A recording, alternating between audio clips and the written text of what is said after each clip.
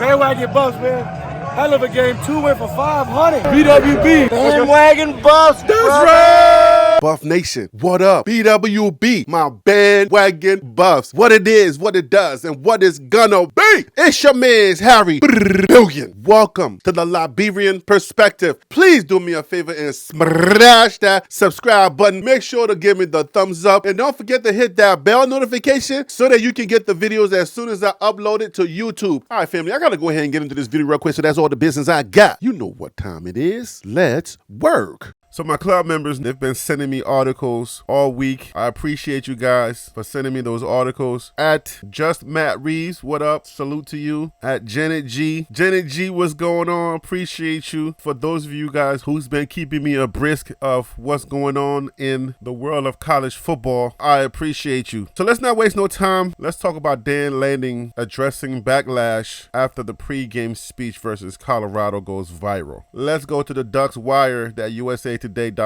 and let's talk about it. You know how I do. Let's go. Dan Lanning addresses Backlash after pregame speech versus Colorado goes viral. So a lot of you guys already know what Dan Lanning had to say. You've been inundated with it from the national media as well as us YouTubers. A lot of us have been covering this information. You should already know what's happening. For that one person that may not have been paying attention, and this is one of your first videos on the matter, let's go over it. Midway through the first half of the Oregon Ducks' dominant 42-6 win over the Colorado Buffaloes, the ABC broadcast teased unprecedented access from Dan Lanning from his team that was given to their cameras before airing part of the pregame speech that Oregon's coach delivered before kickoff. It's a video that you've likely seen by now unless you are completely tuned out of the sports media news cycle. They're fighting for clicks. We're fighting for wins. Lanning said to his players, there's a difference. This game isn't going to be played in Hollywood. It's going to be played on the grass. When the speech was originally aired, social media went crazy for it, admiring the passion that Lanning showed while firing his team up for a marquee matchup. Unsurprisingly, though, the narrative has shifted over the last couple of days, and Lanning found himself as the center of many sports talk show debates on Monday because of his remarks. Some, including Fox Sports' Skip Bayless on his show Undisputed, labeled Lanning as a bully, saying that it was filled with venomous vengeance when targeting Colorado coach Deion Sanders in his speech. On Monday night, Lanning was able to speak to media members and address the backlash that has come from his comments. Here is what he had to say. I've watched him, Bayless, enough to know how often he gets it wrong. Ultimately, here's what I say. We're playing to win the game,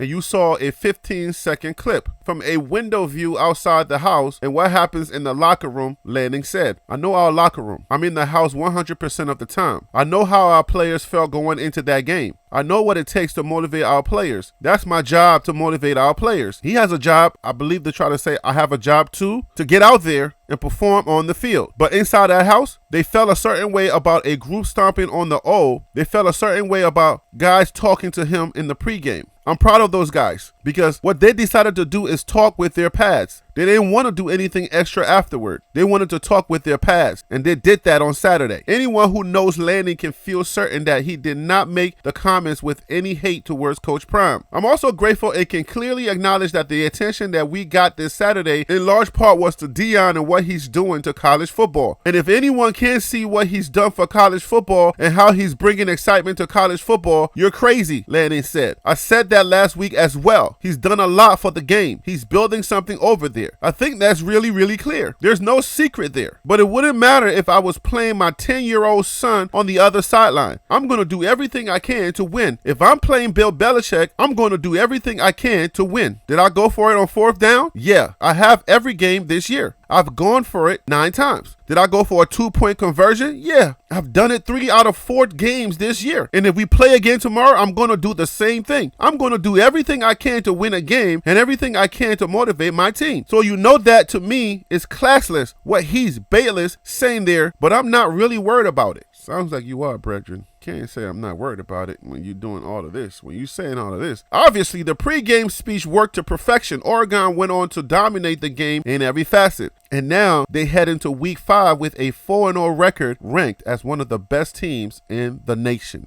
Okay, so let's unpack this just a little bit. I agree with Dan Lanning. You have every right to motivate your team. You can do whatever you want to do. You can go for it on 5th down if you wanted to. Bro, I don't care about that. Ain't nobody over here worried about you going for it on 4th down. I live streamed the game and I was like, yo, if I was them, I would go for it right here because you've been dominating the entire game. You get about 15 yards every time you touch the ball. So why not go for it? And I just felt like they were about to go for it and I knew it. And they went for it. Nobody over here worried about you going for a 2-point conversion, bro. Nobody worried about that. You can do all of that. That's what the game is. I would be like crazy if Coach Prime had his way with any team and he tried to take the moral route and now route this team as dominant as Coach Prime wants to be. If I saw an opportunity for Coach Prime to go for it on 4th down, even though it was like on their 17-yard line, that's a little crazy, but please, you are a competitor, Dan Lanning. Go for it. I don't think that's the issue here. I don't think that anybody saying that there was something wrong there. Bruh, you won in dominant fashion. I guarantee you, if Coach Prime had the opportunity to stomp you like that, the score would be more than 42. I promise you.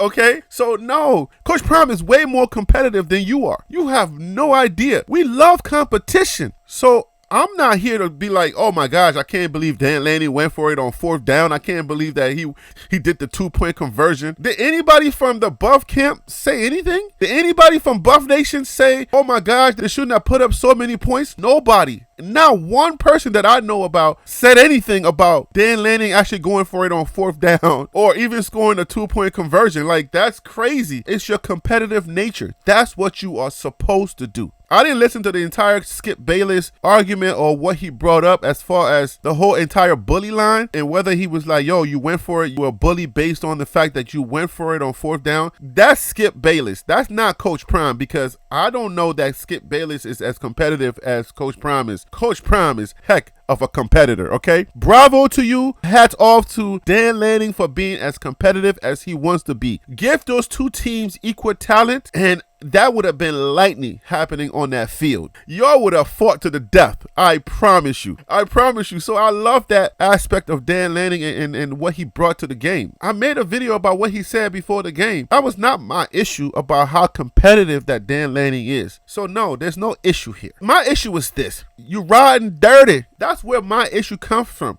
You riding dirty. I've said this multiple times before that a lot of these coaches, they're very competitive. They want to talk nasty, but then they want to go in for the hug. And then they want to whisper in your ear like, yo, that was a great game. Good job. You know, you're really helping it. They want to have a conversation at the end of the game and start telling you how good of a person you are after they have really tried to muddy your name. Your character and your integrity goes with you. It checks every box because Coach Prime doesn't talk about anybody. Coach Prime doesn't shoot darts at other coaches. He's competitive and he wants to put the best product on the field to be competitive, and he wants to dominate you. He wants to put that hurting on you. He would never apologize to giving you 80 if he could. If both trenches were equally matched, y'all would still be playing that game because nobody would want to give up. It would be that competitive. The thing that I personally had an issue with is when you say stuff like they're playing for clicks, they're not playing for any substance. We're playing for substance because they're too Hollywood. We're not Hollywood. And then you want to come back and start saying stuff like, I'm so grateful and clearly acknowledge that the attention we got this Saturday in large part was to Deion and what he's doing to college football. All of these coaches know what the real deal is, that he's a man of integrity. He stands for what he stands for. He's trying to build everything. He's trying to give the sport the spark that it needs to generate more money, to generate more revenue for the young men that are playing, some of them that may not even get to the NFL. He's trying to generate enough money to while they're in college, they can pay for books, maybe send some money home to mom. He's trying to do all of this for the sport. He's doing this for all of us. You see what I'm saying? So like, he's doing it for the YouTubers. No, he's giving props to YouTubers. He wants people to eat. He wants everybody to eat. So instead of people being happy and understanding, like, you need the Prime. Deion Sanders is a quiet country boy who loves to fish, but you need Prime to sell tickets. You need to create a Prime to sell tickets. If everybody were to understand that and stop taking shots into getting with the program and getting behind him and supporting him and just getting out of his way, he don't need your help to recruit. He darn sure doesn't need you impeding his recruiting process either. So everybody is going against him. All of the coaches that are going against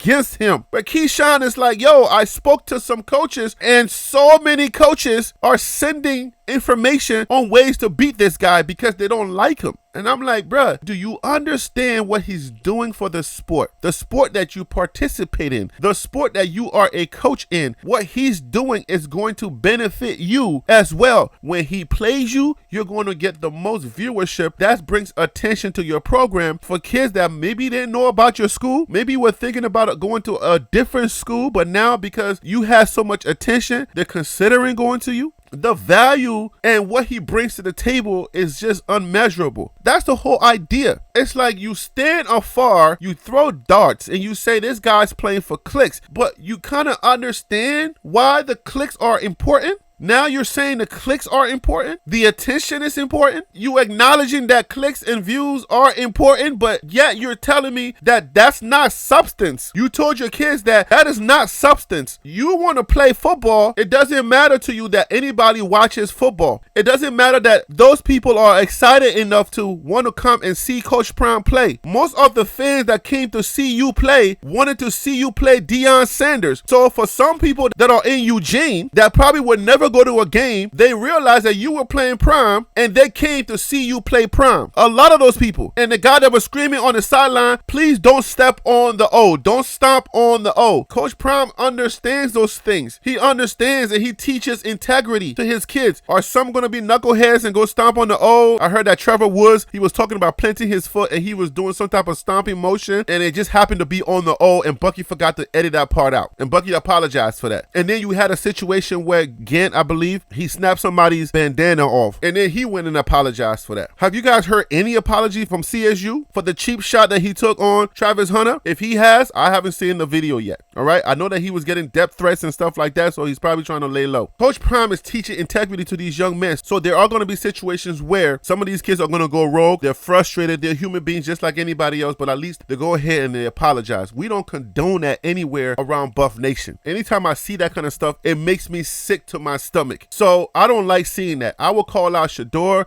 if he tries to poke somebody in the eye. I will call out Coach Prime himself if he says something that I felt like it was going to, you know what I'm saying, it looks bad on his behalf. Around here, we try to stay classy. It doesn't mean that somebody ain't going to do something that is not so classy, but at least we understand what it's all about, the human factor. If you know that he's good for the sport, then just say that. Say Coach Prime is good for the sport, but he's playing for clicks and views. You're playing for substance. Guess what? Your job, you have to put butts in those seats. It's like most people don't understand the business aspects of certain things. People like excitement. You create excitement. That excitement turns into people coming to see you play, people being excited about your program. They're going to come in droves, and that's what advertisers like to see. That's what clicks are. That's what views are. You create excitement around your program in order for viewers to tune in. If you're just doing it for the sport, you wouldn't be coaching at Oregon. You would be somewhere in Africa, maybe Liberia, teaching American football, and you would be so happy if that was the case. But it's not. We know that it's not. We know that when you go to those meetings, you look at the stats. How many people tune in today? You are the head coach. You know that you have pressures on you to put butts in those seats. That's the business aspect that most people don't understand. That's what we're talking about. If you are a straight up man, it will show in all aspects of your character and how you move. That's what we're talking about, not the fact that you went for it on 4th down or you went for a 2-point conversion. Nobody care about that over here. We're talking about your integrity, your character. That's what's in question, your character. A two-tongued person is unstable in all of his ways. You're a two-tongued speaker. When you see Coach Prime, you want to go in for the hug. But when you're talking to your kids, if the cameras weren't there, you would be telling them that they don't have any substance, that he's too Hollywood. But the clicks that you're talking about is the same clicks that you need in order for you to sell tickets to regular fans. The thing that he's doing for the sport right now, averaging 9 million viewers every single game. It's good for the sport because now it's bringing more money into the sport. People are buying tickets and going to the stadium. More people are tuning in on television. It's good for the sport and for your pockets. That's what's important. That kind of person is to be celebrated, not to be downtrodden, not to be talked about by everybody, not for you to be teaming up and trying to bring him down by all means necessary because he doesn't do it quietly like you're like, because he doesn't do it in the manner in which you guys have done it previously, because a lot of y'all want the good old boys, the way that they move, for Coach Prime to move that way. But if you understood what he's bringing to the game and what he's bringing to the the sport, you would celebrate this man instead of keep throwing cheap,